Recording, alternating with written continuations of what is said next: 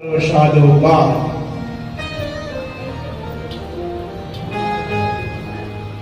सज्जनों, आप सभी लोग जो है बहुत ही भाग्यशाली हैं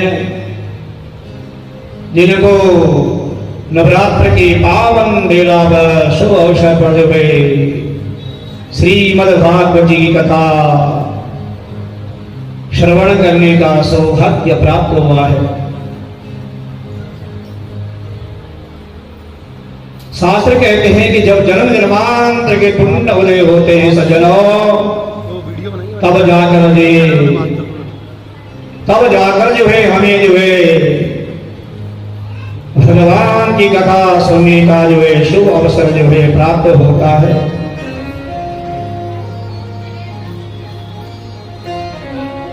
कल आप लोगों ने श्रीमद् भागवत की कथा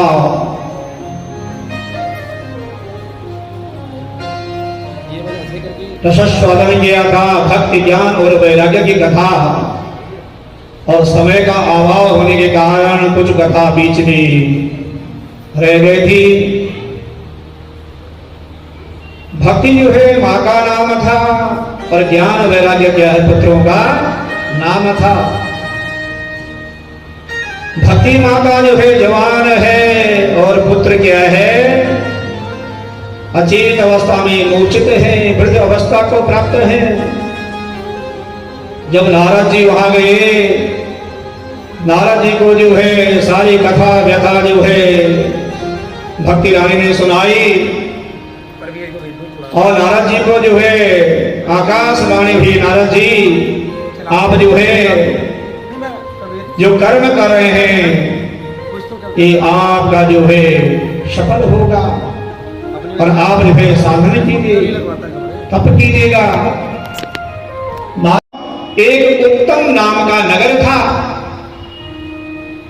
और वहां जो है स्वधर्म का पालन करने वाला, सत्य सत्कर्मों में तत्पर, समस्त देहों में विशारद और सत्कर्मों में तत्पर आत्मदेव नामक ब्राह्मण रहते थे, हैं? और धनवान होने पर भी भिक्षावृत्ति से अपना जीवन यापन करते थे। कौन? आत्मदेव ब्राह्मण भिक्षावृत्ति से अपने परिवार का जो है पालन पोषण किया करते थे और अपना जीवन यापन करते थे। उनकी पत्नी का नाम था धुंधली, और आजकल तो घर घर में, नगर में, शहर में जो है कथाओं का जो है आयोजन हो रहा है, और होना भी चाहिए, आगे होता रहेगा, यही कामना करता हो। तो क्या था? ब्राह्मण का नाम था आत्मदेव और पत्नी का नाम था धुंधली। अब यहीं पर देखना नाम कैसा है? जैसे वेद व्यासी के पुत्र का नाम है सुखदेव, जब तो नाम था तो सुख देने वाले, और आत्मदेव ब्राह्मण बड़ा कर्मठ है? धर्म कर्म करने वाला है, लेकिन पत्नी क्या है? धुंधली। नाम देखो अजीब। तो कहते हैं कि जैसा नाम हो ऐसे गुण भी होने अनिवार्य है। सभी लोगों ने कथा सुनी होगी, याद भी होगा आपको, है? तो क्या है? धुंधम अज्ञानम करम लागी आशा धुंधली, जो सदा अज्ञानता के कारण लड़ाई में लगी रहती है, वह सुंदरी भी उत्तम कुल में उत्पन्न हुई, परंतु सदा अपने ही बात मनवाने में क्या थी? प्रवीण थी। बहुत बोलती, घर के काम काज करती थी, परंतु बड़ी कंजूस थी। कौन? धुंधली। आत्मदेव ब्राह्मण की पत्नी का नाम धुंधली। झगड़ालू, कला कलेश करने वाली। तो इन दोनों पति पत्नी में संतान की इच्छा प्रकट हुई। संतान ही थी, सब कुछ संपन्न था, लेकिन क्या था? संतान नहीं थी, और दोनों के मन में पुत्र प्राप्ति की इच्छा प्रकट हुई। किसकी? आत्मदेव ब्राह्मण की और धुंधली की। हमारे कोई संतान होनी चाहिए। और आप जानते हैं सज्जनों, हर व्यक्ति गरीब हो या अमीर हो, वो चाहता है कि मेरे घर में सुंदर संतान उत्पन्न हो, है? हर व्यक्ति की अभिलाषा होती है। तो ऐसे ही दोनों पति पत्नी के मन में क्या हुआ, उत्कृष्ट जो है अभिलाषा उत्पन्न हुई कि हमारे घर में कोई सुंदर संतान हो और हमारे बुढ़ापे का सारा बने। हर एक माता पिता की इच्छा होती है। अभी हमारे पितृपक्ष में कथाएं थी दो, तो पितृपक्ष में क्या हम क्या करते हैं, अपने माता पिता के निमित्त क्या करते हैं, श्राद्ध करते हैं, है ना। हर व्यक्ति चाहता है कि हमारी वंश की वृद्धि हो, और शास्त्र भी कह रहा है कि वंश क्या है, लुप्त नहीं होना चाहिए। तो दीपक है, संतान क्या है, एक दीपक है घर का, और दीपक ही बुझ जाए फिर इन रोशनी का क्या है, कोई मतलब नहीं होता। ये धन संपत्ति सज्जनों क्या है, आई चलाई है, लेकिन जो परिपक्व है, असली संतान है, वो घर की क्या है, संपत्ति है। अगर संतान बढ़िया निकल जाए, जो माता पिता का नाम रोशन करे, तो वो संतान क्या है, 21 पीढ़ियों का जो है उद्धार कर देती है। कितनी पीढ़ी, 21। अब कौन सी 21 पीढ़ी है बताओ, एक वर्तमान की, 10 पीछे की और 10 आगे की। पुत्रो जाए क्वचिदपि माता न भवति। आज हमारी मातृशक्ति दुर्गास्तुति पाठ करते हैं। धुंधली नीर आत्मदेव ब्राह्मण ने क्या है, यज्ञ पाठ पूजा किया, उसे कोई फल नहीं मिला, तो आत्मदेव ब्राह्मण ने निश्चय कर दिया मन में कि भाई अब घर पे रहना ठीक नहीं है, मुझे जो है जंगल में जाना चाहिए और भगवान का चिंतन करना चाहिए। देखो, मैं कथा के माध्यम से कहता हूं कि अंत में हमें जो है उनकी शरण लेनी, किसकी, भगवान की।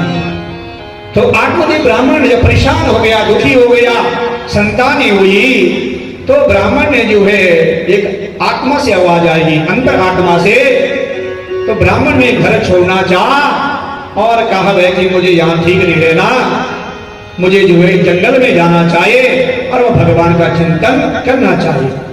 अब आप जानते, जो पहले के संत महात्मा होते थे, बुद्धिजीवी होते थे, वो क्या करते थे, जंगलों में तपस्या करते थे।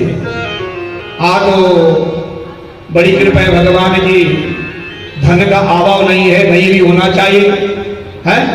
संत महात्मा लोग जो बड़े बड़े महलों में हैं, लेकिन पहले क्या होता था, जो संत महात्मा होते थे वो जंगलों में क्या है, तपस्या करते थे।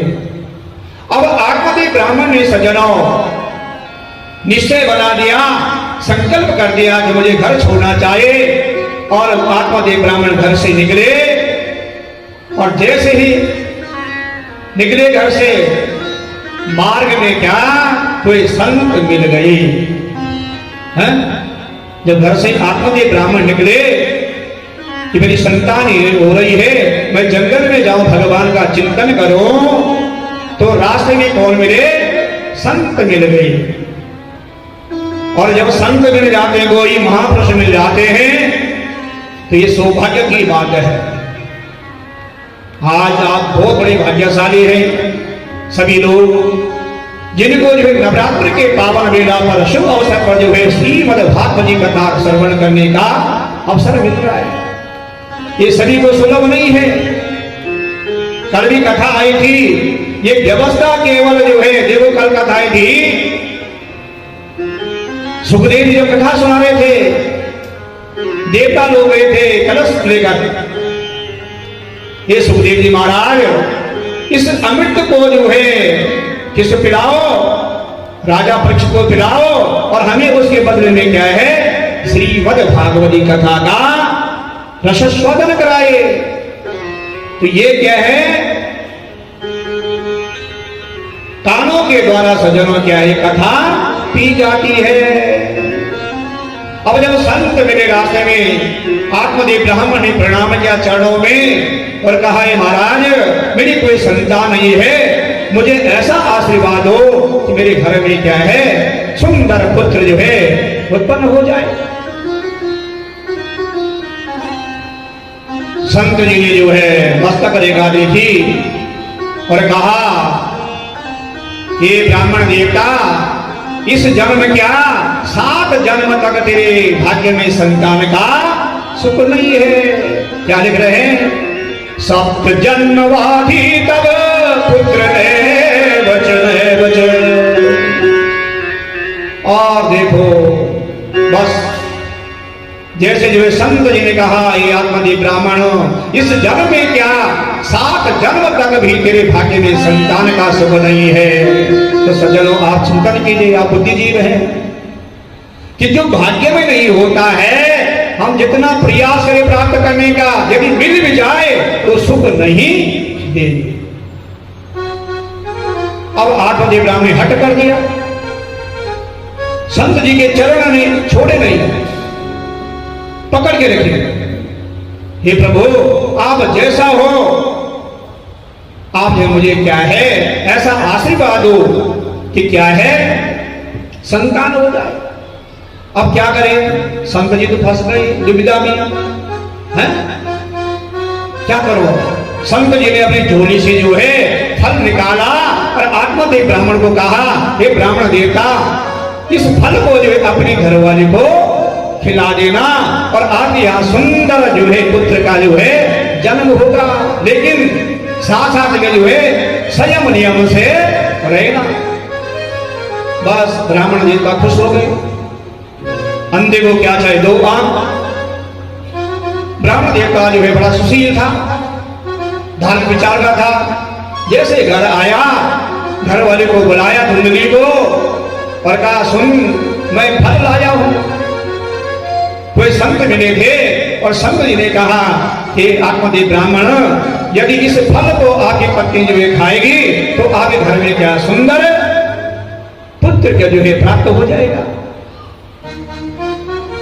अब जो है आत्मदेव ब्राह्मण ने तो फल जो है घर वाले को दे दिया और अपने आप बेचारा क्या है अपने काम काज में जो है चला गया भिक्षावृत्ति के लिए। जो ब्राह्मणों का काम होता है कर्म कांड करना, पूजा पाठ करना, उसी से अपने परिवार का पालन पोषण करना। अब धुंधली को क्या है, ये बात जो है हजम नहीं हुई। धुंधली ने अपने सहेली को बुलाया और उससे सब बात बता दी कि मेरे पति को जो है कोई संत मिला था और संत ने क्या है कहा कि इस फल को जो है अपनी पत्नी को देना और गर्भ रह जाएगा और सुंदर पुत्र की उत्पत्ति हो जाएगी। सर ने कहा, धुंधली, ये गलत काम मत करना। तो नीति भी कहती है और शास्त्र भी कह रहे हैं, सलाह सुझाव उसे लो जो सुझाव लायक हो, उसे योग्य हो। धुंधली के सर ने कहा कि भूल से ये काम मत करना। अगर गर्भ रह जाएगा, चलने में, फिरने में, उठने में, बैठने में, खाने में, पान में दिक्कत हो जाएगी, बड़ी परेशानी होती है। तो ऐसा करना, मेरा बच्चा होने वाला है, मुझे जो है पैसों की जरूरत है, सौदा कर दिया और तुम महीने महीने में जो है पेट बढ़ाते रहना ताकि तेरे पति को विश्वास हो जाएगा। और जैसे ही मेरा जो है पुत्र उत्पन्न होगा, इस पुत्र को मैं तेरे को दे दूंगा और तू इसके बदले मुझे क्या है कुछ पैसे रुपए दे देना और इस फल को जो है तो गौ माता को खिला दे। अब धुंधली ने जो है स्वीकार कर दिया, अपनी सहेली की बात मान ली। उस फल को जो है क्या कर दिया, गौ माता को खिला दिया। अब जब गौ माता को खिलाया तो गौ माता के गर्भ में या गर्भ रह गया और एक वहां से सुंदर पुत्र उत्पन्न हुआ। तो गोकर्ण जी, शरीर बिल्कुल मानव जैसा है और कान क्या है, गाय जैसे है। गोकर्ण जी जो है बहुत विद्वान हुए और जो वहां से बच्चा आया उसका नाम है धुंधकारी। नाम में देखो है, धुंधकारी ने क्या कर दिया, जो आत्मदेव ब्राह्मण की संपत्ति थी, जुआ में, वैश्यवान में, मदिरा पान में, सब संपत्ति क्या है? हड़प कर दी। तो शास्त्र ये कह रहे हैं, कहने का भाव है सज्जनों, कथा का सार ये है, पुत्र हो कि एक हो, लेकिन क्या हो? माता पिता का आज्ञाकारी हो, माता पिता का नाम रोशन करने वाला हो और 21 पीढ़ियों को धारण करने वाला है, उसी को पुत्र कहा गया शास्त्रों में। और वो पुत्र है जो माता पिता का नाम क्या है? समाप्त कर देता है। 2 संज्ञा है पुत्रों की, है? अब जो है जब धुंधकारी गलत मार्ग में चलने लग गया, व्यभिचारी काम करने लग गया, नशा करने लग गया, आत्मदेव ब्राह्मण बड़ा दुखी हो गए, परेशान हो गया, है? तो आत्मदेव ब्राह्मण ने फिर जो है निश्चय बनाया, इससे बढ़िया मैं क्या था, बिना संतान का ही ठीक था। देखो क्यों वही घटित हो गया जो ब्रह्मचारी जी ने कहा था, संत जी ने कहा था कि आत्मदेव ब्राह्मण तेरे भाग्य में एक जन्म क्या 7 जन्म तक भी पुत्र शुभ नहीं है। वही बात आत्मदेव को याद आ गई कि संत जी ने ठीक कहा था। अब जो है आत्मदेव ब्राह्मण दुखी होकर, परेशान होकर, बहुत परेशान हो गया। गोकर्ण जी आए, गोकर्ण जी ने कहा, ये पिताजी, इस संसार में न किसी का पुत्र है, न पिता है, न माता है, ये संसार क्या है? एक माया जाल है, इसमें सब फंसे हुए हैं, इस यहाँ से निकलना बड़ा मुश्किल है। आप ऐसा करो कि जंगल में जाओ और भगवान का चिंतन करो। तो अंत में सभी ने क्या है? वही जाना है। सभी का हासिल घर क्या है? वही है। तो आइए यहां पे भजन।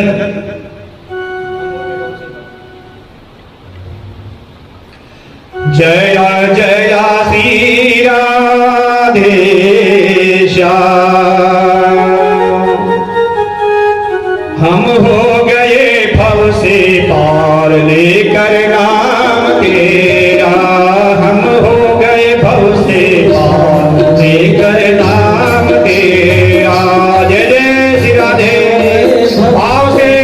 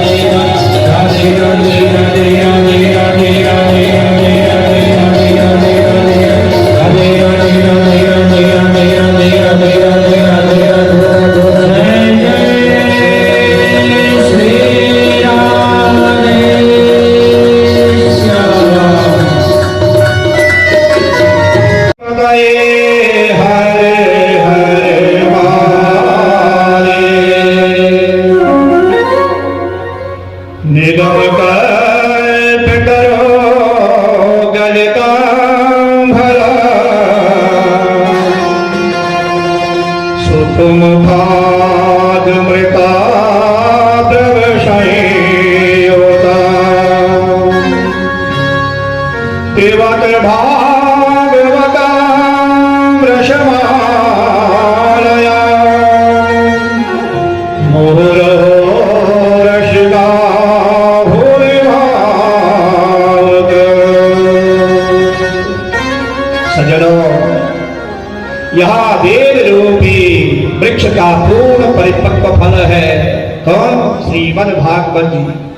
सभी वेदों का सार जो है श्रीमद् भागवत जी में है। सुखदेव रूपी तोते के मुहा का स्पर्श हो जाने के कारण यह अमृत द्रव्य से युक्त है, जिसमें न छिलका है न गुठली है? बिल्कुल भी नहीं। इसलिए है हे रसिको भाव को, जब तक जीवन है तब तक बारंबार इस भागवत रस का पान करना चाहिए। तोते का मुख जब फल में लग जाता है तो क्या है, मीठा हो जाता है। हो है निगम कल्प करो गरिता फल सुख मुखाद वृत प्रद संयुतम पिबत भागवतम प्रशमालय मुहुरहु रसिका भुवि भावत। इसलिए दिव्य सुखदेव जी कह रहे हैं, हे रसिकों, हे भक्तजनों, जब तक जीवन है तब तक क्या है, बारंबार इसे भक्त बनकर जो है भागवत रस का जो है पान करना चाहिए। है भागवत जी कह रहे इसमें न छिलका है न गुटली है, केवल मात्र क्या है, रस ही रस है। और इस रस को जो है हम क्या कानों के द्वारा पीते हैं। स्वर्गे सत्य कैलासे वैकुंठे रस अतो पिबन्तु सर्वभाग्यं यायाम चत कहेचित। और सज्जनों, या भागवत रस जो है स्वर्ग लोक, सत्य लोक, कैलाश और वैकुंठ में भी क्या है, नहीं है, मात्र क्या है, इस पृथ्वी पर ही है, सुलभ है। इसलिए सदा इसका पान करना चाहिए। क्या करें शास्त्र, न स्वर्ग में है, न वैकुंठ में है, न सत्य लोक में है? ये केवल जो सुविधा यहां पर है वो अन्य जगह पर नहीं है। हाँ देखो, जो ज्ञान गंगा यहां बह रही है, इसमें निरंतर आप डुबकी लगाने का काम कर रहे हैं। ये आज क्या है, श्री दुर्गा माता मंदिर में एक नए विशाल क्षेत्र बना हुआ है, संगम। और इस संगम में जो अपरिचित है उनका भी यहाँ पे मिलन हो रहा है। कई जीवों का जिनको हमने कभी देखा ना हो, उनका भी यहाँ पर क्या है, आज मिलन हो रहा है। इसे कहते हैं समागम। जैसा जो है कुएं के पास प्यासा जाता है और वहां कई प्यासे मिलते हैं, कई लोगों क्या है, मिलन होता है। ऐसी त्रिवेणी है। इसे ज्ञान गंगा में आप क्या है, निरंतर डुबकी लगाने का काम कर रहे हैं। तो शास्त्र कह रहे हैं कि न स्वर्ग लोक में, न सत्य लोक में, न वैकुंठ लोक में जो है ये चीज क्या है, सुलभ नहीं है। केवल क्या इस पृथ्वी पर ही है, जहां पर अनेक जीवों का क्या मिलन होता है। नैमिषे नैमिषे क्षेत्रे ऋषि सोन कदया सत्रम स्वर्गाय लोकाय शेष समासत। एक समय की बात है सज्जनों, सौनक आदि ऋषि ब्रह्मा जी के पास गए। कौन? सौनक आदि ऋषि ब्रह्मा जी के पास गए, जो ब्रह्मा जी क्या है, सृष्टि के रचना करने वाले हैं। और जब उनके पास गए सौनक आदि ऋषि, तो सारी कथा जो है सौनक आदि ऋषि ने ब्रह्मा जी को बताई। हे ब्रह्मा जी, इस कलिकाल के कारण पृथ्वी में जो सभी जीव जो है दुखी है, परेशान है, और अधर्मियों का वास हो गया है। आप जो है तप साधन करने के लिए जो है पृथ्वी में कोई उपयुक्त स्थान बताइए।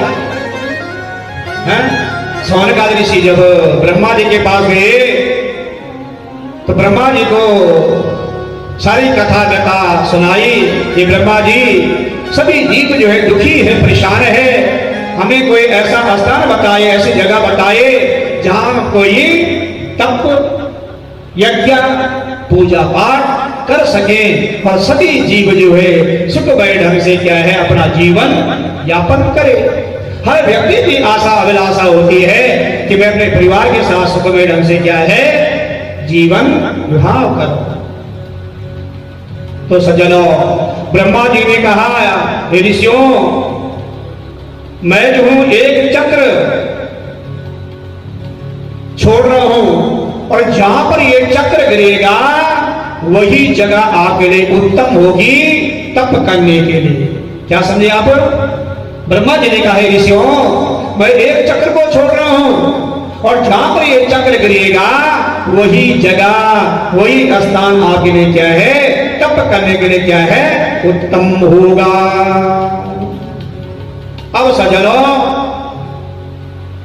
वहां चक्र जो है एक वन में आकर जो है गिर गया, जो ब्रह्मा जी ने छोड़ा था, और उस वन का नाम क्या पड़ा? नैमिषारण्य तीर्थ हुआ। ऐसे पवित्र नैमिषारण्य तीर्थ में सनकादि ऋषि ने जो है 1000 वर्ष में पूर्ण होने वाले सत्र की दीक्षा ली। दीक्षा माने संकल्प। ये सबको यज्ञ करते हैं, संकल्प करते हैं और भगवान से प्रार्थना करते हैं कि हमारी यज्ञ जो है निर्विघ्नता से संपन्न हो। तो ठीक उसी प्रकार से जना 1000 वर्ष सत्र का जो है ऋषियों ने संकल्प लिया, और जब संकल्प लिया, दीक्षा ली, तो प्रातः काल जो है अग्निहोत्र आदि कर्म से निवृत्त हो। सौनकाल ऋषियों ने जो है सूर्य जी का पूजन किया और उनसे जो है 6 प्रश्न किए हैं। कितने प्रश्न किए? 6 प्रश्न किए। किम श्री शास्त्र सार कहा स्वाकार प्रयोजनम, किम कर्म केवलश्च धर्म का शरणागत। कल की कथा थी, भक्ति ने कहा नारद जी को, भक्ति ने नारद जी को कहा था कि नारद जी, राजा परीक्षित ने कलियुग को क्यों शरण दी, क्यों स्थापना की है? तो आज प्रश्न आ रहा है कि धर्म जो है किसकी शरण में गया है? कलियुग किसकी शरण में गया था? राजा परीक्षित की शरण में गया था, बड़ा दीन दुखी होकर। और आज प्रश्न 6 प्रश्न किए गए यहाँ पे कि धर्म जो है किसी शरण में गया है। किम सिया शास्त्र सार कहा स्वाकर प्रयोजन, किम कर्म केवलश्चे धर्म का शरणागत। पहला प्रश्न है कि मनुष्यों के एकमात्र कल्याण का कारण क्या है? किसमें हमारी हानि है, किसमें लाभ है? पहला प्रश्न। और जिस व्यक्ति को ये पता न हो कि इस मार्ग में चलने से हमारा क्या हानि क्या लाभ हो, फिर तो पशु में और मानव में कोई फर्क नहीं, कोई भिन्नता नहीं है। तो पहला प्रश्न क्या है? मनुष्यों के एकमात्र कल्याण का कारण क्या है? दूसरा प्रश्न किया गया कि शास्त्र भाव से हैं, उनमें अनेकों प्रकार के कर्मों का वर्णन किया गया है। मनुष्य को क्या करना चाहिए और क्या नहीं करना चाहिए, ध्यान से सुनिए। देखो, जब आप अपने घर बार को छोड़कर आए हैं और यदि आप जो है अपने पल्लू में अच्छी बात गांठ बांध ले जाएं, फिर आने का कोई प्रयोजन नहीं है। क्या प्रश्न किया गया कि मनुष्यों को क्या करना चाहिए, क्या नहीं करना चाहिए, किसमें हमारा हित है, किसमें हमारा अनिहित है। तीसरा प्रश्न सज्जनों, भगवान श्री कृष्ण देव की और वसुदेव के यहाँ क्या करने की इच्छा से अवतीर्ण हुए थे? तीसरा प्रश्न क्या है कि भगवान कृष्ण ने देवकी के यहाँ जो है क्या है, देवकी और वसुदेव के यहाँ किस कारण से जन्म लिया है? चौथा प्रश्न है कि भगवान के उदार चरित्र जिसका गान बड़े बड़े विद्वान करते हैं, आप भगवान की लीलाओं का वर्णन कीजिए। पांचवा प्रश्न है सज्जनों, भगवान श्री हरि के प्रमुख कितने अवतार हुए हैं? कितने अवतार हुए हैं। और छठवां प्रश्न किया गया कि भगवान श्री हरि, भगवान श्री कृष्ण चंद्र जो है अपने धाम में जाने, अपने धाम में चले गए, तब जो धर्म किसकी शरण में गया है, धर्म किसकी शरण में गया। सौनकादि ऋषि के इस प्रकार प्रश्न पूछने पर सज्जनों, सूर्य ने अपने गुरुदेव श्री सुखदेव जी का जो है मंगलाचरण किया, ध्यान किया है। इसलिए आप जो है गुरु को धारण करते हैं, गुरु ही मार्गदर्शक है। लेकिन साथ ये भी कह रहे हैं कि बच्चे की सबसे बड़ी पाठशाला है घर में माता पिता, उसके बाद क्या है गुरु। अगर घर से ही शिक्षा दीक्षा अच्छी नहीं होगी तो गुरु भी क्या करेगा, है। इसलिए शास्त्र कहते हैं कि अपने बच्चों को हमें क्या है अच्छे मार्ग में चलने का जो है संदेश देना चाहिए, ताकि हमारा ये वंश चलता रहे, हमारी ये पीढ़ी चलती रही और माँ बाप का नाम जो है चलता रहे। ऐसा कुपुत्र न हो जो माता पिता का नाम जो है समाप्त कर दे, माता पिता को नाम लेने में भी शर्म आए, ऐसा पुत्र न हो, है? तो क्या कह रहे हैं, इतने प्रश्न किए गए कि धर्म जो है किसी शरण में गया है, धर्म किसी शरण में गया।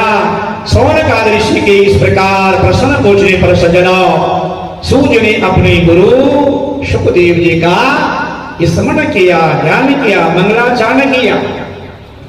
सुखदेव जी कौन है, वेद व्यास के पुत्र का नाम है सुखदेव, जो संसार को जगत को जो है सुख देने वाले हैं। नाम देखो।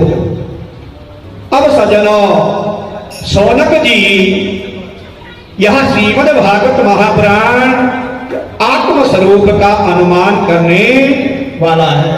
क्या है यह श्रीमद् भागवत की कथा, क्या है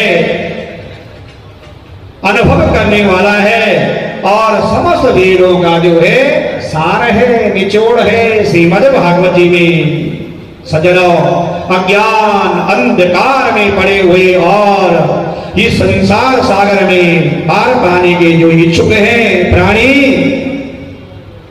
उनके लिए क्या है, मात्र जो है एक रास्ता है, एक मार्ग है कल्याण के लिए, भव सागर से पार उतरने के लिए श्रीमद् भागवत जी की कथा।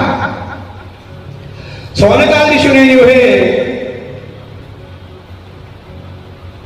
आग्रह किया, प्रार्थना की, निवेदन किया सुखदेव जी से, और सुखदेव ने यहाँ आध्यात्मिक दीप प्रज्वलित किया।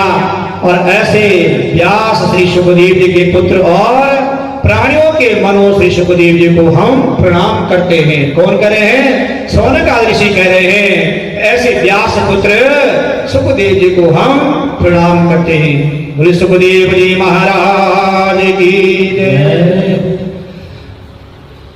सौनकादि ऋषि ने जो है सुखदेव जी का जो है मंगलाचरण से स्वागत किया। नारायण नमस्कृत्यं नरं चैव नरोत्तमं देवी सरस्वती ततो जयमुदीरये। ऐसी वंदना की किसने, सौनकादि ऋषि ने जो है सुखदेव जी की। भगवान नारायण, देवी सरस्वती और व्यास जी को भी हम बारंबार नमस्कार करते, प्रणाम करते हैं। किसने कहा, सौनकादि ऋषियों ने। सज्जनों, इस श्लोक में आया है जय मुदीर्ये। जय मुदीर्ये का मतलब है, जय का अर्थ यहां पर जो है दोष मत नहीं, जय माता दी, सत्य सनातन की घोषमणि जयकारा। तो यहां पर आया है कि मुदीर एक, जब का अर्थ यहां पर आया है कि घोष आदि करना नहीं है। जय का मतलब है इतिहास पुराण में राम संचरितं तथा जयेति नाम चेतेषां प्रवदन्ति मनीष। इतिहास महाभारत पुराण वाल्मीकि रामायण इसको विद्वानों ने जो है जय नाम से पुकारा है। किसको? श्री रामायण जी को। और क्या है? महाभारत को जो है क्या पुकारा? जय नाम से पुकारा है। मुनियों और मुनियों आपने लोक के मंगल के लिए जो है बहुत प्रसन्न किया, अच्छा प्रसन्न किया। कौन कह रहे हैं? सुखदेव जी कह रहे हैं। ये सोनकार ऋषियों आपने जनमानस के लिए, जनमानस के कल्याण के लिए बहुत अच्छा प्रश्न किया है। सावे पुंसा परो धर्मो यतो भक्ति रक्षो सिया। क्या कर रहे हैं कि जब हम धर्म की रक्षा करेंगे तो धर्म हमारी रक्षा करेगा। है? अब जब धर्म के हम जो अनुकूल नहीं चलेंगे, विपरीत हो जाएंगे, तो धर्म हमारी रक्षा कहां से करेगा? आज देखो जिन गौ माता के रोम रोम में जो है 33 कोटि देवी देवता निवास कर रहे हैं, आज देख रहे गौ माता कहां विचरण कर रही है। ये कमी किसकी है? हमारी, खासकर सनातन धर्म की। हम कहते तो बड़े गर्व से सनातनी है, लेकिन सनातनी को काम देखो तो बड़ी विडंबना है? लेकिन कुछ जो आज की पीढ़ी है उन्होंने ध्यान दिया है, इसमें बहुत प्रकाश डाला है गौ माता पे, जो बहुत बचाव रखरखाव हो रहा है। गौशाला बनी हुई है, घर घर में जाकर अपनी जो है पहली रोटी गौ माता के नाम से निकाली जाती है। तो आज की पीढ़ी ने कुछ काम किया है, और जब आज की पीढ़ी जो है इस कार्य पे प्रकाश डाल रही है तो आने वाली पीढ़ी और प्रकाश डालेगी। तो ये शिक्षा कौन देगी? जो वर्तमान की पीढ़ी है? आप लोग आज कथा सुनने के लिए आए हैं, घर से बता के आए हैं अपनी बहू से, बच्चों से, हैं? अगर उनको कोई पूछेगा तो जवाब देंगे कि कथा सुनने के लिए। लेकिन एक निवेदन हो रहे हैं माताओं से, मैं कथा के माध्यम से कहता हूँ, व्यासपीठ से, माता लोग आ जाते हैं, लेकिन बच्चों को भी ऐसे संस्कार दिया करो। और कहते हैं, बहू को कह देते हैं कि घर का काम काज करना, मैं थोड़ा जो है कथा सुननी, अच्छी बात है, लेकिन उनको भी ये प्रेरणा दो, कभी आप घर पे रहो, बहू को भी भेजो, यही नहीं कहीं भी कथा में, ताकि उन पे संस्कार पड़े। संस्कार कौन देगा? आप लोग। आप मातृशक्ति है नहीं? हाँ, तो क्या पर थे हम? क्या कर रहे हैं? जय नाम क्या है? रामायण जी को और महाभारत जी को जो है जय नाम से जो है पुकारा जाता है। इतिहास महाभारत पुराण वाल्मीकि रामायण, इनको सज्जनों विद्वान लोग जय नाम से पुकारते हैं। और मुनियों आपने लोक के मंगल के लिए जो है बहुत अच्छा प्रश्न किया है। कौन कह रहे हैं? सुखदेव जी कह रहे हैं सौनकादि ऋषियों को। मनुष्य का परम धर्म यही है जिसके करने से भगवान की प्राप्ति हो जाए, है? और भक्ति प्राप्त हो, और वह भक्ति क्या है? निष्काम हो। उस रामायण में क्या है? नवदा भक्ति, 9 प्रकार की भक्ति बताई गई है, एक प्रकार की नहीं। रामायण में जो है नवदा भक्ति, 9 प्रकार की भक्ति बताई गई है। लेकिन सुखदेव जी कह रहे हैं, हे सौनकादि ऋषियों, आपने जन कल्याण के, मानव के कल्याण के लिए बहुत अच्छा प्रश्न किया है। हमें ऐसी भक्ति करनी चाहिए जिससे जो भगवत प्राप्ति हो जाए, और वो भक्ति कैसी हो? निष्काम हो। अब निष्काम आप जानते हैं, सकाम। लेकिन क्या है, आजकल की जो भक्ति है वो कोई न कोई क्या है? लोभ से। हम जैसे ही मंदिर में प्रवेश करते हैं और माथा टेकते हैं, घंटी को बजाते हैं, भगवान के आगे जो है क्या है? अपने पल्लों को फैला देते हैं। भगवान, किसी की जो है पोते की कामना है, किसी की धन की कामना है, किसी दोते की कामना है, मगर हम कोई ना कोई कामना लेकर क्या है? मंदिर में आते हैं या किसी तीर्थ स्थान पे जाते हैं। लेकिन शास्त्र क्या कह रहे हैं कि भक्ति वो है जो निष्काम हो। क्या कह रहे हैं? निर्मल मन जन सो मोहि पावा, निर्मल मन जन सो मोहि पावा, निर्मल मन जन सो मोहि पावा, निर्मल मन जन सो मोहि पावा, मोहि कपट छल छीत न भावा, मोहि कपट छल छीत न भावा, निर्मल मन जन सो मोहि पावा, निर्मल मन जन सो मोहि पावा, मोहि कपट छल छीत न भावा। मोहि कपट छल छीत न भावा। भगवान कह रहे हैं कि उत्तम भक्ति कौन है?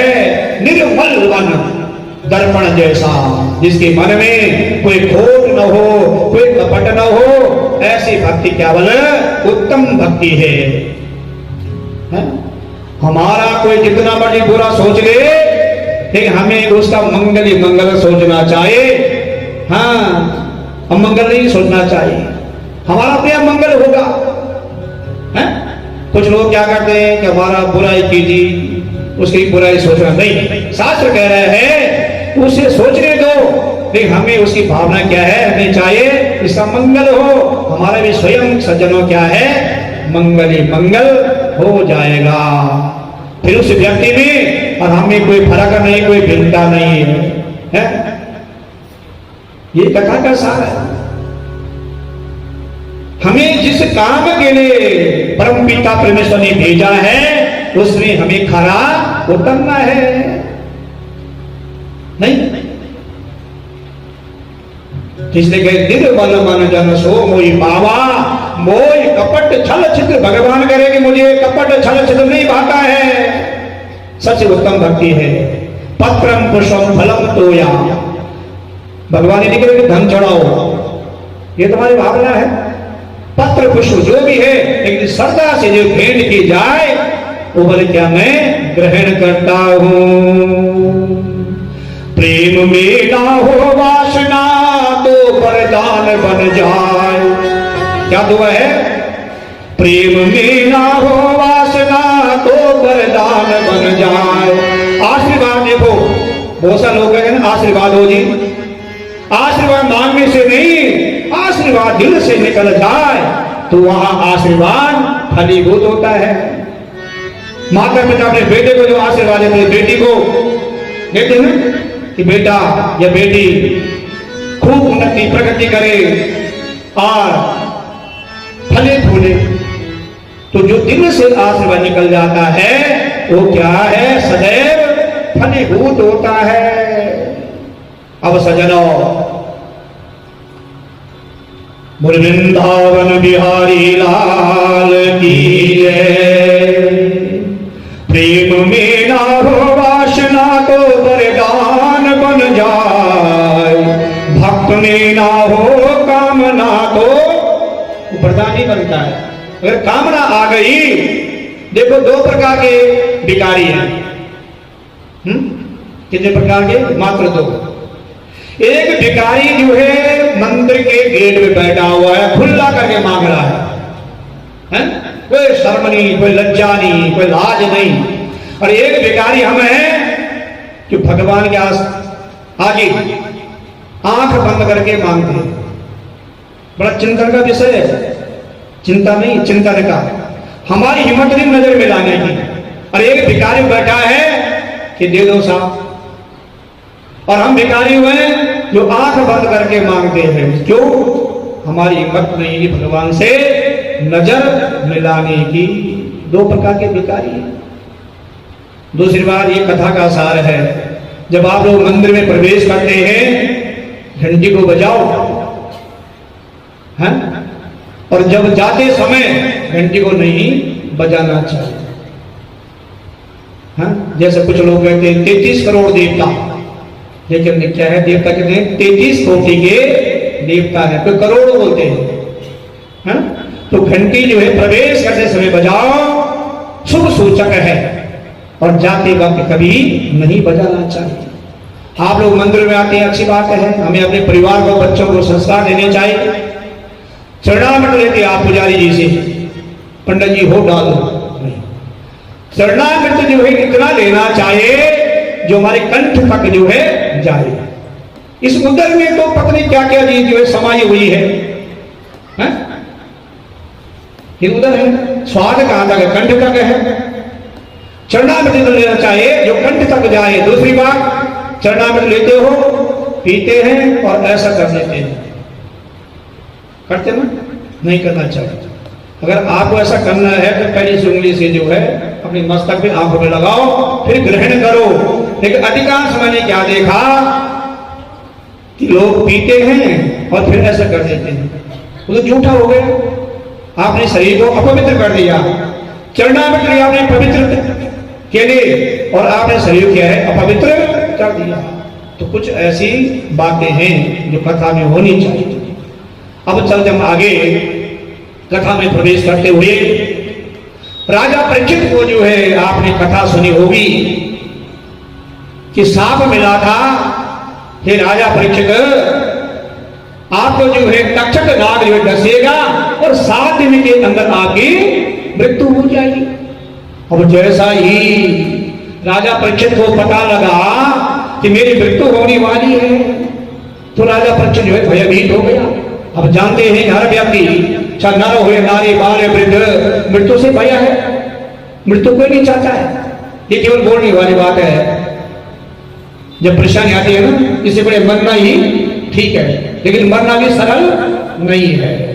हाँ, कहने के लिए हम कह देते हैं इससे बढ़िया क्या मरना ठीक है, लेकिन मरना भी क्या है, सरल नहीं है। तो मृत्यु से हर जीव को क्या है, भय है। सांप जो है डंक मार देता है और पीछे मुड़ के नहीं देखता है कि जीव जो है मर गया या बच गया। चिंतन क्या होगा, वो भाग जाता है। क्यों? उसे भय है कि मुझे कोई मार ना दे। और आजकल के शत्रु कैसे हैं, पक पक पर जो नजर है, कम इसको दबोचो, कि इनसे बच के रहना चाहिए। ये कथा का सार है? कलियुग केवल नाम आधार,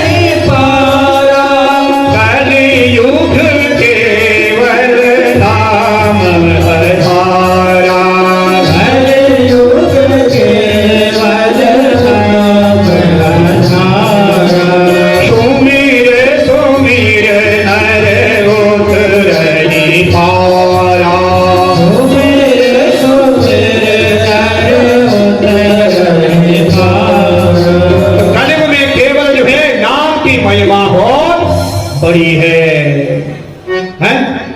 क्या बड़ी है कि कलियुग केवल नाम आधारा, सुमिर सुमिर नर उतरहि पारा। इतनी शक्ति बल जो है हमारे पाप में नहीं है, जितनी शक्ति क्या है भगवान के नाम में हो। तो कल भी कथा का प्रसंग आया था कि क्या है, हमें भगवान का चिंतन जितना हो सके उतना करना चाहिए। वृंदावन बिहारी लाल की जय। आज हमारे बीच में पंजाब के ब्राह्मण सभा के अध्यक्ष श्री विशाल शर्मा जी और हिंदू सभा के जो है चारक विक्रम जी आज इस कार्यक्रम में पहुंचे हैं। इनका भी व्यासपीठ से बहुत बहुत धन्यवाद, स्वागत, साधुवाद। और मैं मंदिर सभा के चेयरमैन साहब से आग्रह करूंगा इनको जो सरोपा भेंट करते हुए सम्मानित किया जाए। बोले वृंदावन बिहारी लाल। हमारे बीच में ब्राह्मण सभा पंजाब के अध्यक्ष विशाल शर्मा जी व्यासपीठ मंच में आए। मंदिर सभा के चेयरमैन साहब समस्त टीम इनका स्वरूप भेंट करे। जोरदार ताली से स्वागत। मंदिर सभा की ओर से, व्यासपीठ ओर से, यजमान परिवार की ओर से बहुत बहुत बधाई, धन्यवाद जिन्होंने अमूल्य समय निकालकर इस यज्ञ का शोभा बढ़ाई है। जोरदार ताली से स्वागत।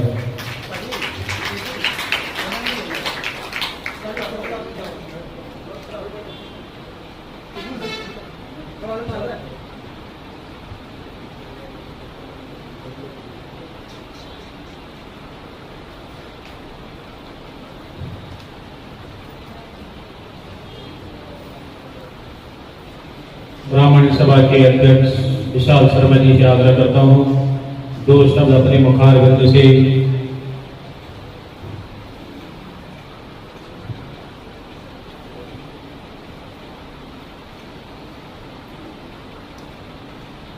बोले वृंदावन बिहारी लाल की जय। पूज्य महाराज जी से विशाल शर्मा जी का और आरएसएस के प्रचारक श्रीमान विक्रम जी का जो है बहुत बहुत धन्यवाद, स्वागत, साधुवाद। तो सज्जनों क्या है प्रसंग था, श्रीमद् भागवती कह रही है कि इतने जो है हमारे पापों में शक्ति नहीं है जितनी शक्ति किसमें, भगवान के नाम में है। तो गोस्वामी तुलसीदास ने जो है सुंदर वर्णन किया है, कल युग केवल नाम आधारा, सुमिर सुमिर नर उतर ही पारा।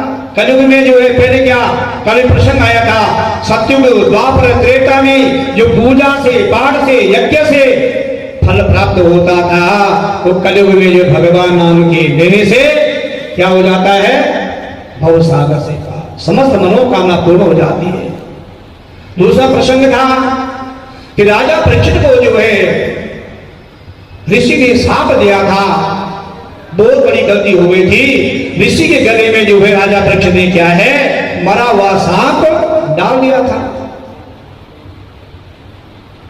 तो सांप दे दिया था कि राजा परीक्षित तक्षक नाग जो है तुझे डसेगा और 7 दिन के अंदर आपकी मृत्यु हो जाएगी। अब जो है मृत्यु कोई नहीं चाहता है, दुख की अपेक्षा कोई नहीं करता है। सभी क्या चाहते हैं, सुख की अपेक्षा करते हैं और स्वर्ग लोक की प्राप्ति चाहते हैं।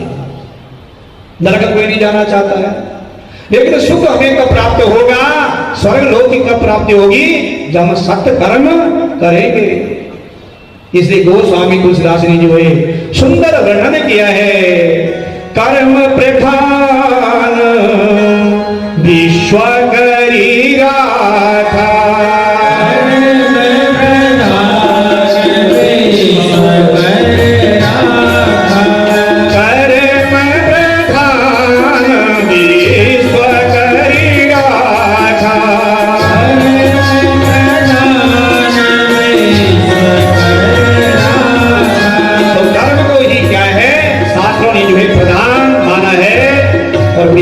दी गई है। इसलिए जिस काम के लिए हमें भगवान ने भेजा है, परमपिता परमेश्वर ने, उस कर्म को हमने क्या है, उसका निर्वहन करना है, तभी हमारा जीवन धन्य होगा और मंगल मंगल होगा। जैसे सज्जन और राजा परीक्षित को अवगत हुआ, पता लगा कि मेरी मृत्यु जो है 7 दिन के अंदर होने वाली है, राजा परीक्षित जो है भयभीत हो गया। मात्र 7 दिन है, 8वां दिन भगवान का। अब राजा परीक्षित ने अपना मुकुट उतारा, घर पे आया, बड़ा विचार किया, पश्चाताप किया, और जिसने पश्चाताप कर दिया, प्रायश्चित कर दिया है, उसे जीव के भगवान भी माफ कर देते हैं, शास्त्र कह रहे हैं। जैसे राजा घर पे आया, मुकुट को उतारा, राजा ने बड़ा पश्चाताप किया कि भाई मेरे से बहुत बड़ी गलती हो गई और मुझे ऐसा दंड मिलना चाहिए कि भविष्य में कोई ऐसी गलती ना करे। लेकिन कहते हैं कि तलवार के घाव मिट जाते हैं लेकिन बोली के घाव कभी नहीं मिटे। और वो भी ऋषि के, अब जो जमान निकल गई वो वापस आने वाली नहीं है, हा? कोई संशोधन का विचार कोई आवश्यकता नहीं उस पर, क्योंकि जो है ऋषि ने जो सांप दे चुके थे कि राजा परीक्षित तक्षक नाम का सांप जो है आपको डसेगा और 7 दिन के अंदर आपकी मृत्यु हो जाएगी। लेकिन जो है स्वीकार किया राजा परीक्षित ने, पश्चाताप किया कि मुझे ऐसा दंड मिलना चाहिए कि आने वाली पीढ़ी और भविष्य में आगे कोई ऐसा कर्म न करे। अब सजनो, नारायणं नमस्कृत्यं नरं चैव नरोत्तमं देवी सरस्वती ततो जयमुदीरयेत्। महाराज परीक्षित ऐसा विचार कर ही रहे थे, मन में ग्लानि कर रहे थे। उसी समय जो है ऋषि समीप का शिष्य आया है। समीप ऋषि के गले में जो है राजा परीक्षित ने मरा सांप डाला और जिस समय जो है राजा परीक्षित जो है ग्लानि कर रहे थे, पश्चाताप कर रहे थे, उसी समय समीप ऋषि का जो है शिष्य आया और उसने बताया कि महाराज परीक्षित आपकी जो है 7 दिन के अंदर जो है मृत्यु हो जाएगी, तक्षक नाग आपको डसेगा। महाराज परीक्षित ने जैसे ही यह सुना अपना राज्यपाठ जो है जन्मेजय को सौंप दिया, क्योंकि मेरी मृत्यु तो निश्चित है। तो राजा परीक्षित ने क्या है जन्मेजय को जो है अपना राजपाट जो है सौंप दिया। कृष्णं नारायणं वन्दे कृष्णं वन्दे जगद्गुरो कृष्णं द्वैपायनो वन्दे कृष्णं वन्दे प्रकाशुतं। जैसे राजा परीक्षित ने यह सुना अवगत हुआ, ठीक सजनों उसी प्रकार राजा परीक्षित ने जो है अपना सारा राजकाज जो है जन्मेजय को सौंप दिया और अपने आप जो है गंगा के तट जो है सुखतार में जाकर बैठ गए और भगवान का चिंतन करने लगे। तो कहने का भाव ये है, कथा का सार ये है कि ये तो आई चलाई है, दिनचर्या है, अंत में हम भगवान की शरण लेते हैं। चाहे राजा हो भिखारी हो, राजा था लेकिन ऐसा समय आ गया है जो कभी सोचा भी ना था और हमारे साथ ऐसी घटना घट जाती है जो हम किसी का भी कल्पना न करें। लेकिन राजा परीक्षित से बहुत बड़ा गलत काम हुआ जिसके पश्चाताप किया, प्रायश्चित किया। तो क्या राजा परीक्षित जो है कहां जाते हैं, गंगा के तट पे जाते हैं, सुख ताल में आकर बैठ गए और अपनी वशिष्ठ च्यवन भृगु पाराशर विश्वामित्र भगत गौतम वेद व्यास आदि अनेकों ऋषि मुनि वहां पधारे और महाराज परीक्षित ने सभी का स्वागत सत्कार किया, मान सम्मान किया और उनसे प्रश्न किया। किसने? राजा परीक्षित ने वेद व्यास ऋषियों से प्रश्न किया, हे प्रभु यदि 7 दिन के अंदर किसी की मृत्यु हो जाए तो उसे क्या करना चाहिए? है? क्या प्रश्न किया? अपने बारे में नहीं बताया, यह प्रश्न किया कि यदि किसी की मृत्यु 7 दिन के अंदर होने वाली हो तो उसे जो है बचने के लिए क्या समाधान है, क्या उपाय है? वेद व्यास भगवान ने ऋषियों ने कहा, हे राजा परीक्षित एक ही उपाय है कि आप जो श्रीमद् भागवत की कथा को श्रवण कीजिए और आपका जीवन क्या है मंगलमय हो जाएगा और धन्य धन्य हो जाएगा। तो जिस व्यक्ति ने नर हो नारी बाल वृद्ध श्रीमद् भागवत जी का जिसने रसस्वादन किया है उसका जीवन क्या है धन्य हुआ और मंगल ही मंगल हुआ है। तो राजा परीक्षित ने जो है भागवत की कथा को सुनकर अपने जीवन को क्या है मंगलमय बनाया है। इस कथा को जिसने भी सुना है, अभी आपने प्रश्न आया था कथा का प्रसंग कि जिसमें न कोई छिलका है न गुठली है, केवल रस ही रस है, उस रस को हम कहां से पीते हैं? कानों के द्वारा। और अन्य चीज आप जानते हैं कि मुख से जो है हम प्राप्त करते हैं, लेकिन ये कथा ऐसी है भगवान जी जिनकी कानों के द्वारा जो है पी जाती है। निगम कल्प तरो गणितम फल सुख मुखाद मृता द्रग संयुतम दिवद भागवत रसमालय मुहुरो रसिका भूमि भावत। भागवत जी कह रहे हैं रसिकों, ये भक्तजनों, जब तक ये जीवन है तब तक इसका जो है रस स्वादन जो है करना चाहिए। अन्य वस्तु यदि हम ज्यादा खा लें, ज्यादा पी लें तो अजीर्ण हो जाता है। और ये कथा जितनी आप पियोगे, जितनी सुनोगे, वो आपकी रुचि और भावना क्या है? बढ़ती जाएगी। ये अजीर्ण होने वाली चीज नहीं है। सज्जनों, जब राजा परीक्षित ने प्रश्न किया और वेद व्यास भगवान ऋषियों ने जो है उस प्रश्न का जवाब दिया, हे राजा परीक्षित, यदि आप अपना जीवन को धन्य और मंगल बनाना चाहते हैं तो आप ये श्रीमद् भागवती कथा का श्रवण कीजिए। तत्र भवत भगवान व्यास पुत्रो, व्यास जी के पुत्र का नाम क्या है? सुखदेव जी। और जब ये चर्चा चल रही थी वहां पर, उसी समय सज्जनों क्या है?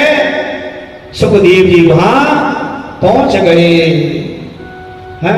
इसलिए क्या है, कथा भी कह रहे हैं, व्यास भी कह रहे हो, विद्वानों का, संतों का, बुद्धिजीवों का, महापुरुषों का कभी अपमान नहीं करना चाहिए। ये शास्त्र हमें शिक्षा दीक्षा देती है। देखो राजा परीक्षित क्या हो गया, राजा था और क्या हो गया। मृत्यु तो सबको है, कहते हैं, शास्त्र भी कह रहे हैं कि जिसको भगवान ने जन्म दिया है उसकी मृत्यु भी निश्चित है, और मृत्यु के बाद क्या जन्म भी निश्चित है। लेकिन मृत्यु ऐसी हो जो सबकी आंखों में क्या है? आंसू हो। ऐसा हमारा व्यवहार होना चाहिए। जब सब चीज विफल हो जाती है, एक व्यवहार ही व्यक्ति का काम आता है। धन से हो, किसी भी चीज से हो, जब विफल हो जाते हैं तो अगर व्यक्ति का व्यवहार बढ़िया है तो वहां 10 व्यक्ति क्या इकट्ठे हो जाएंगे, सारा बन जाएगा। तो हमें ये जीवन ऐसा यापन करना चाहिए कि जिससे हमारा जीवन क्या धन्य हो जाए और सार्थक हो जाए। ये जीवन की क्या है? परिभाषा है। तत्र भवत भगवान व्यास पुत्रो, और उसी समय भगवान श्री सुखदेव जी प्रकट हो गए। बोले सुखदेव जी महाराज की। और सुखदेव जी कितने वर्ष के हैं? मात्र 16 वर्ष के। 16 न ज्यादा छोटे हैं न बड़े हैं न वृद्ध हैं, मात्र क्या है? सुंदर 16 वर्ष की उनकी क्या है? अवस्था है। और जब सुखदेव जी वहां प्रकट हुए, सभी ने उनको जो है प्रणाम किया है। 16 वर्ष की उनकी अवस्था है सजना। सुकोमल कर कमल और चरण रविंद्र है। उन्हें देखते ही सभी ऋषि जो है खड़े हो गए। किसलिए? सुखदेव जी के स्वागत सत्कार के लिए।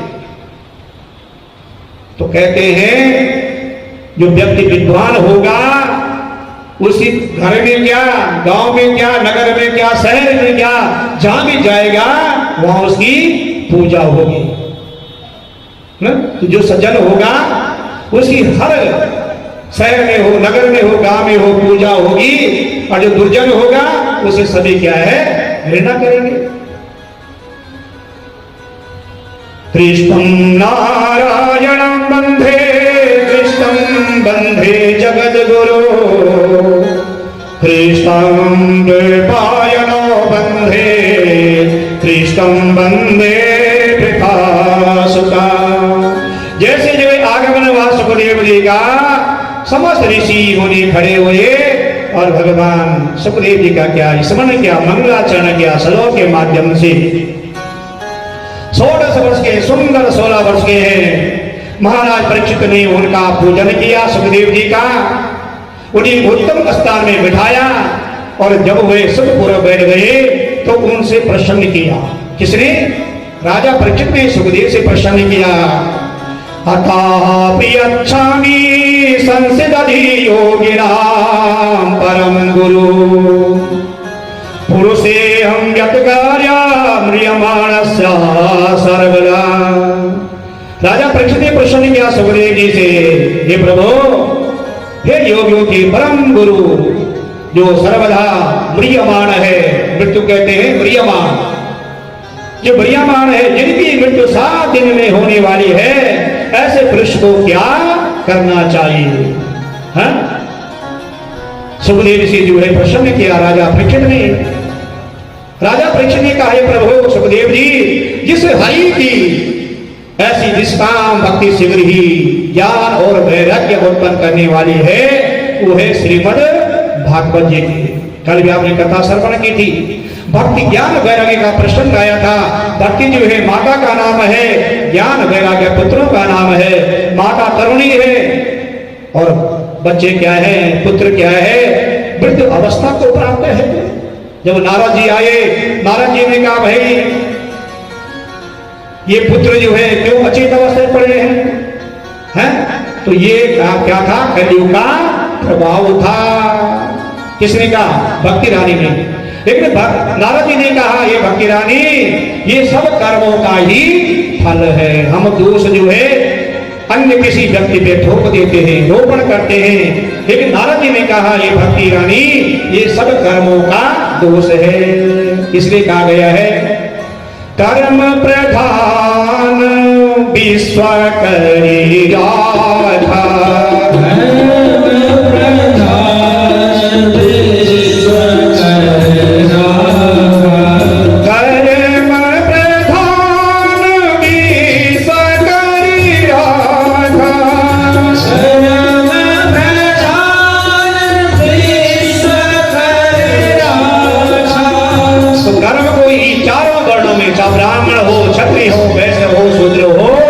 कर्म को शास्त्र ने प्रधानता दी गई है, चाहे किसी वर्ण का हो, है? अब यहां पर सुखदेव जी ने जो है राजा परीक्षित ने सज्जनों सुखदेव से प्रश्न किया, हे महाराज, यदि 7 दिन के अंदर किसी मृत्यु होने वाली हो तो उसे क्या कर्म करना चाहिए? धर्म स्वानिष्ठित पुंसा विवेशेन कथा सोया। मनुष्य भली प्रकार से स्वधर्म का पालन करता है, परंतु उसको धर्म के पालन करने से भगवान और भगवान की कथाओं में प्रेम उत्पन्न नहीं होता। अभी नवदा भक्ति के बारे में कथाएं थी, वैसे 9 प्रकार की भक्ति बताई गई रामायण में। लेकिन भगवान कहते हैं, अभी प्रसंग आया था कुछ क्षण पहले, कि निष्काम से जो भक्ति की जाए वो भक्ति क्या है? उत्तम है। तो सुखदेव जी जो राजा परीक्षित को कह रहे हैं, राजन, अब आपके पास एक ही रास्ता बचा हुआ है, दूसरा नहीं है।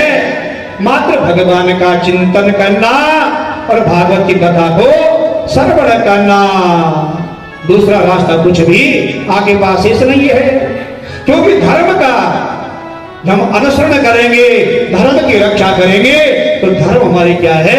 रक्षा करेगा।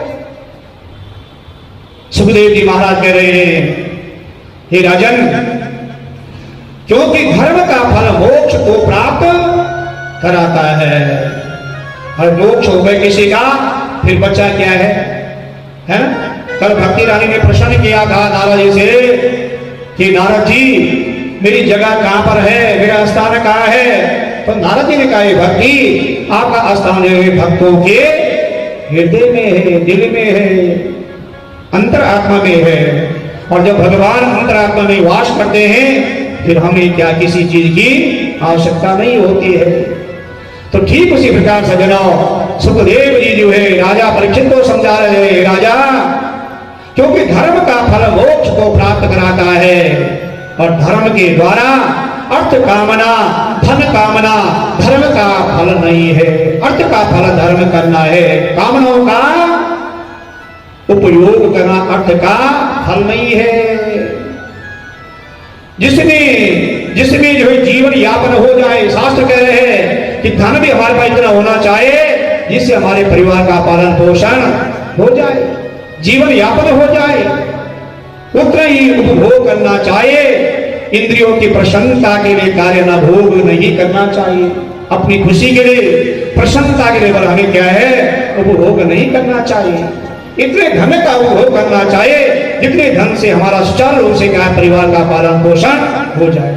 लेकिन संतोष इसको, लेकिन शास्त्र कह रहे हैं कि संतोषम परमं सुखम। जिस व्यक्ति को चाहे नर हो या नारी, बाल हो वृद्ध, जिसको संतोष नहीं और जिसके पास संतोष है उसके पास परिपूर्ण जो है धन है। तो सबसे बड़ा संतोष है धन, और सबसे बड़ी संपत्ति है औलाद, है ना। पुत्र की महिमा आई थी, जो आत्मादेव ब्राह्मण की कथा सुनाई आपको।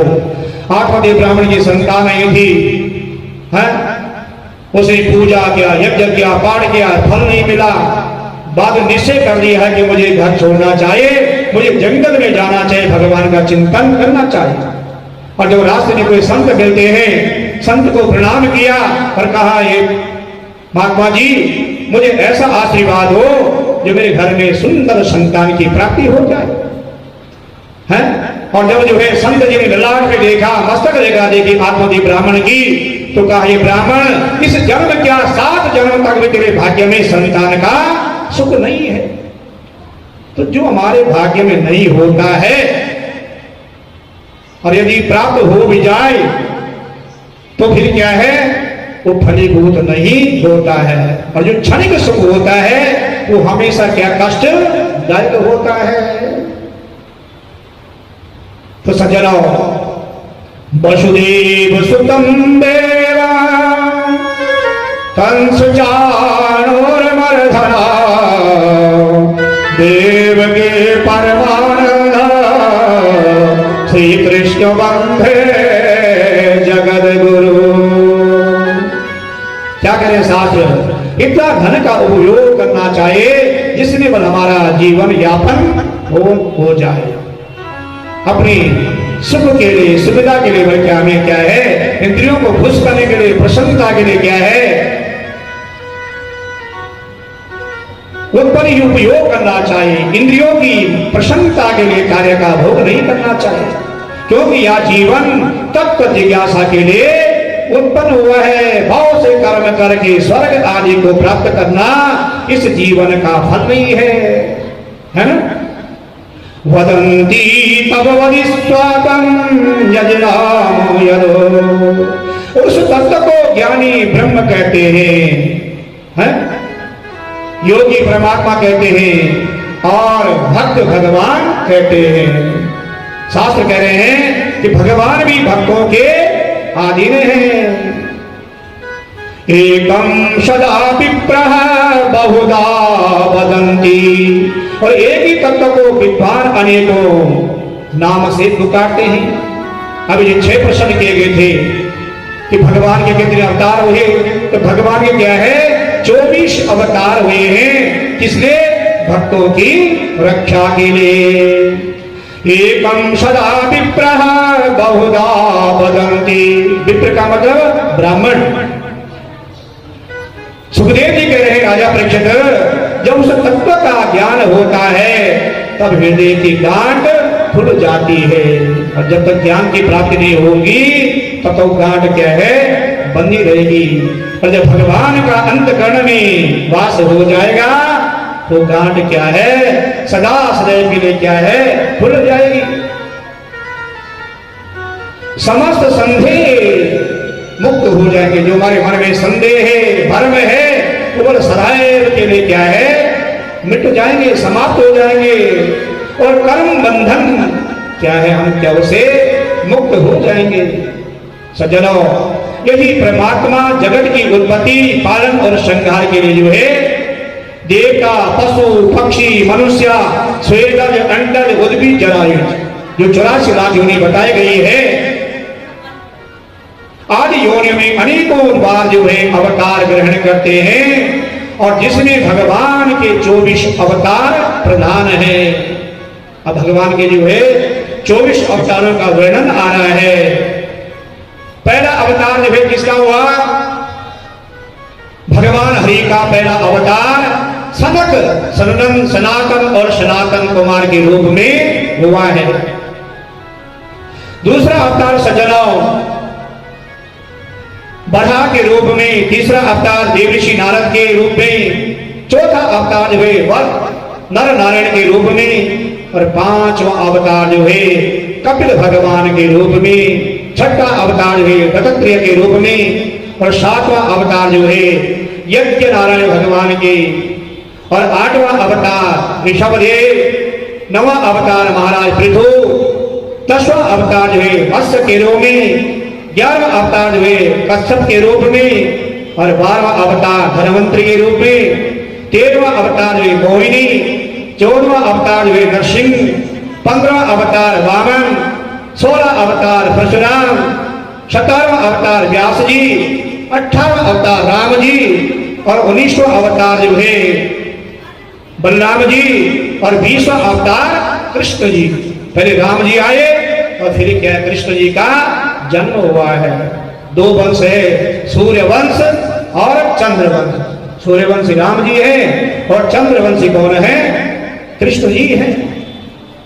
21वां अवतार जो है हरि, 22वां अवतार हंस, 23वां अवतार जो है बुद्ध, और 24वां अवतार जो है कलयुग की समाप्ति पर जब राजा लुटेरो हो जाएंगे, सर्वत्र अधर्म व्याप्त हो जाएगा, उस समय सज्जनों संबल नाम ग्रामे विष्णु यश नामक ब्राह्मण के घर में कलियुग भगवान का अवतार होगा। और अभी कलयुग का क्या है? प्रथम चरण चल रहा है। और जब प्रथम चरण में देखो आप क्या क्या हो रहा है, 4 चरण है, तो आने वाला समय में क्या होगा? तो क्या है? उस समय संबल ग्राम में विष्णु यश नामक ब्राह्मण के घर में जो है कलियुग भगवान का अवतार होगा। सौनक जी यहाँ भागवत नाम का जो है पुराण वेदों से सम्मत है। इसे मैंने सुखदेव जी की कृपा से, उन्हीं के अनुग्रह से जब जो है वे राजा परीक्षित को जो है कथा सुना रहे थे, उसी समय जो मैंने भी इसका अध्ययन किया है। सुखदेव जी ने जो है सारी शिक्षा दीक्षा किसको दी है? राजा परीक्षित को। कि राजा परीक्षित, यदि आपको अपना जीवन धन्य बनाना है, मंगल बनाना है, तो आप क्या है? भगवान श्री कृष्ण जी की जो है कथा को जो है श्रवण कीजिए। वृंदावन बिहारी लाल की जय, जय जय श्री राधे श्याम। और मेरा इतना दुर्भाग्य हुआ कि छोटे भी मेरे पिता का जो है देहांत हो गया। कौन करें? वेद व्यास भगवान जी। स्वर्गवास हो गया। मेरी माँ मेरा लालन पालन करने लगी। एक दिन मेरे गांव माँ से व्यतीत करने तो आए और उनकी सेवा में मुझे नियुक्त कर दिया। नमः पार। डिप्टी मेयर श्रीमान कुलदीप सिंह बेदी जी हमारे बीच में पहुंचे हैं। उनके समस्त टीम जो इस स्टेडियम में अपना अमूल्य समय निकालकर योगदान दिया है, जोरदार ताली से स्वागत। गद्दी ते विराजमान साडे बहुत ही सत्कारयोग पंडित जगदम्बेपाल जी, मंदिर कमेटी के प्रधान जी, सारे अहुदेदार साहिबान, समूह संगत, आज नवरात्रिਆਂ ਦੇ ਪਵਿੱਤਰ ਦਿਹਾੜਿਆਂ ਦੇ ਉੱਤੇ ਤੁਹਾਡੇ ਸਾਰਿਆਂ ਦੇ ਸਾਡੇ ਮੇਰੇ ਉੱਤੇ भगवान कृष्ण ने बड़ी कृपा की, भगवान राम ने कृपा की। ये जो भगवत कथा के नाम से जो तुसी पंडित जगदम्बे जी, क्योंकि ये उन्होंने प्रभु की बहुत कृपा है, बहुत ही ज्ञानवान हैं, बड़े विस्तार प्रभु की बाणी को समझाते हैं, जिहड़ी कि साडे हृदय च वसती है, जिहदे नाल साडा जीवन सफल होंदा। मैं समझना और खास करके ये पवित्र दिनों में जो माता रानी के असीं गुण गाउने ਮਾਤਾ ਰਾਣੀ ਨੂੰ ਯਾਦ ਕਰਦੇ ਆ। ਉਹਨਾਂ ਦਿਨਾਂ ਵਿੱਚ ਜਦੋਂ ਅਸੀਂ ਭਗਵਾਨ ਦੀ ਮਹਿਮਾ ਸੁਣਦੇ ਆ ਜਾਂ ਉਹਨਾਂ ਪ੍ਰੋਗਰਾਮਾਂ ਜਾਂਦੇ ਆ ਤੇ ਸਾਡਾ ਸਾਰਾ ਜੀਵਨ ਜਿਹੜਾ ਵਾ ਸਫਲ ਹੁੰਦਾ। ਮੈਂ ਪ੍ਰਬੰਧਕ ਕਮੇਟੀ ਦਾ ਵੀ ਧੰਨਵਾਦੀ ਆ, ਸਾਰਿਆਂ ਦਾ ਜਿਨ੍ਹਾਂ ਨੇ ਮੈਨੂੰ ਇੱਥੇ ਤੁਹਾਡੇ ਸਾਰਿਆਂ ਦੇ ਦਰਸ਼ਨ ਕਰਨ ਦਾ ਸੁਭਾਗ ਪ੍ਰਾਪਤ ਹੋਇਆ, ਜਿਹਦੇ ਦਰਸ਼ਨ ਕਰਨ ਦਾ ਮੌਕਾ ਮਿਲਿਆ। ਔਰ ਮੈਂ ਇਹ ਅਰਦਾਸ ਤੇ ਪ੍ਰਾਰਥਨਾ ਕਰਦਾ ਪ੍ਰਭੂ ਜੀ ਦੇ ਚਰਨਾਂ 'ਚ ਕਿ ਇਹ ਮੰਦਰ ਕਮੇਟੀ ਇਸੇ ਤਰ੍ਹਾਂ ਹੋਰ ਦਿਨ ਦੁਗਣੀ ਰਾਤ ਚੌਗੁਣੀ ਤਰੱਕੀ ਕਰੇ, ਸਮਾਜ ਦੀ ਸੇਵਾ ਕਰਦੇ ਰਹਿਣ, ਕਿਉਂਕਿ ਇਹਨਾਂ ਨਾਲ ਤੇ ਵੈਸੇ ਮੇਰਾ ਬਹੁਤ ਹੀ ਪੁਰਾਣਾ ਇੱਕ ਰਿਸ਼ਤਾ ਵਾ, ਬਹੁਤ ਪੁਰਾਣਾ ਸਾਥ ਆ। ਔਰ ਇਹ ਬੜੇ ਜਿੱਥੇ ਸਮਾਜ ਦੀ ਸੇਵਾ ਕਰਦੇ ਨੇ, ਅਸਲ ਨਾਲ ਇੱਥੇ 6 ਫੇਸ ਵਿੱਚ ਬਹੁਤ ਲੰਬਾ ਸਮਾਂ ਲੋਕਾਂ ਨਾਲ ਪਿਆਰ ਖੱਟਿਆ ਵਾ। ਅੱਜ ਮੈਨੂੰ ਵੀ ਅਸਲ ਵਿੱਚ ਕਾਫੀ ਦਿਨਾਂ ਬਾਅਦ ਇਹਨਾਂ ਦਾ ਦਰਸ਼ਨ ਕਰਨ ਦਾ ਭਾਵੇਂ ਮੌਕਾ ਮਿਲਿਆ, ਪਰ ਇਹਨਾਂ ਦਾ ਆਸ਼ੀਰਵਾਦ ਹਮੇਸ਼ਾ ਮੈਨੂੰ ਮਿਲਦਾ ਰਿਹਾ, ਮੈਨੂੰ ਹਮੇਸ਼ਾ ਇਹਨਾਂ ਦਾ ਪਿਆਰ ਮਿਲਿਆ। ਮੈਂ ਇੱਕ ਵਾਰੀ ਫੇਰ ਜਿੱਥੇ ਤੁਹਾਡਾ ਸਾਰਾ ਧੰਨਵਾਦ ਕਰਨਾ, ਤੁਹਾਨੂੰ ਸ਼ੁਭ ਕਾਮਨਾਵਾਂ ਦਿੰਦਾ। ਪਰਮਾਤਮਾ ਦਾ ਚਰਨਾਂ ਤੁਹਾਡੇ ਸਾਰਿਆਂ ਦੀ ਬੇਨਤੀ ਅਰਦਾਸ ਕਰਨਾ, ਤੁਹਾਡੇ ਸਾਰਿਆਂ ਦੇ ਘਰਾਂ 'ਚ ਖੁਸ਼ੀਆਂ ਹੋਣ, ਤੁਸੀਂ ਵਧੋ ਫੁੱਲੋ, ਤੁਹਾਡੇ ਘਰ ਤੰਦਰੁਸਤੀਆਂ ਆਉਣ, ਜਿਹੜੇ ਤੁਸੀਂ ਭਗਵਾਨ ਦੇ ਚਰਨਾਂ ਨਾਲ ਸਾਰੇ ਜੁੜੇ ਹੋ। ਔਰ ਨਾਲ ਹੀ ਪ੍ਰਭੂ ਜਗਦੰਬੇ ਪਾਤਸ਼ਾਹ ਹੋਰ ਕਿਰਪਾ ਕਰਨ, ਹੋਰ ਇਹਨਾਂ ਤੇ ਮਿਹਰ ਕਰਨ, ਤਾਂ ਕਿ ਇਹ ਵਧੀਆ ਉਸ ਪ੍ਰਭੂ ਦੇ ਗੁਣ ਜਿਹੜੇ ਤੁਹਾਡੇ ਨਾਲ ਇਹਨਾਂ ਦੀ ਸਾਰੀ ਟੀਮ ਜਿਹੜੀ ਆ ਉਹ ਗਾ ਕੇ ਤੁਹਾਨੂੰ ਆਨੰਦ ਦੇ ਸਕੇ, ਤੁਹਾਨੂੰ ਪ੍ਰਭੂ ਦੇ ਨਾਲ ਜੋੜ ਸਕੇ। ਨਾਲ ਹੀ ਪ੍ਰਬੰਧਕ ਕਮੇਟੀ ਦੇ ਇਸੇ ਤਰ੍ਹਾਂ ਹੋਰ ਪ੍ਰੋਗਰਾਮ ਜਿਹੜੀ ਆ ਉਹ ਕਰਵਾਉਣ ਦੀ ਉਹਨਾਂ ਸ਼ਕਤੀ ਦਿਓ, ਇਹ ਅਰਦਾਸ ਕਰਦਾ ਹੋਇਆ ਇੱਕ ਵਾਰੀ ਫੇਰ ਮੈਂ ਤੁਹਾਡਾ ਧੰਨਵਾਦ ਕਰਨਾ। ਜੈ ਸ਼੍ਰੀ ਕ੍ਰਿਸ਼ਨਾ, ਜੈ ਸ਼੍ਰੀ ਰਾਮ, ਜੈ ਸ਼੍ਰੀ ਰਾਮ। बोलिए राधे राधे। आज हमारे बीच मेरे भाई कुलजीत बेदी जी, डिप्टी मेयर मोहाली कारपोरेशन, आज इन्होंने मंदिर में आके जो हमारा मान सम्मान बढ़ाया है, मैं कुलजीत बेदी का, उनके साथ आए सारे सज्जनों का, सेक्टर 56 और फेज 6 की सभी संगत की तरफ से उनका हार्दिक अभिनंदन करता हूँ, हार्दिक स्वागत करता हूँ। मेरे बहुत ही अच्छे रिलेशन, दरिया दिल, बहुत मीठ बोलने, भला करने वाले समाज का, अखबारें की खबर सुनते हैं, वैसे भी बड़े मिलनसार है। परमात्मा इन्हों के उत्ते मेहर भरा हाथ रखे। ये सारी संगत की तरफ से, परम पूज्य हमारे सदैव पंडित जी की तरफ से हम परमात्मा से प्रार्थना करते हैं, इनको दिन दूनी रात रोशनी करे, आने वाले टाइम के अंदर मेहर करें। बोल सच्चे दरबार की जय।